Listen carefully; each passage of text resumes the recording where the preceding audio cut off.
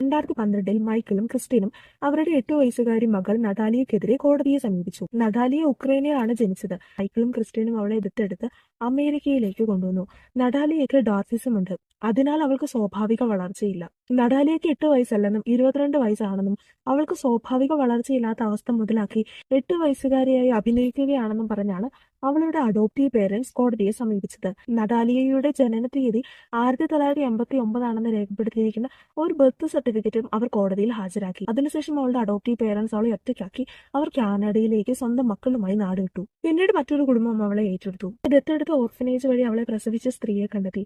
അവളുടെ അമ്മ ജനിച്ചത് 1979 അതോടെ കോടതിക്ക് മനസ്സിലായി ദത്തെടുത്ത മാതാപിതാക്കൾ അവളെ ഒഴിവാക്കാൻ കൃത്രിമ രേഖകൾ നിർമ്മിച്ചതാണെന്ന്. 2023 അവളുടെ യഥാർത്ഥ പ്രായം അറിയാൻ DNA ടെസ്റ്റും നടത്തി. 8 വയസ്സിനിടയിൽ അവൾ 2 തവണ ഉപേക്ഷിക്കപ്പെട്ടു.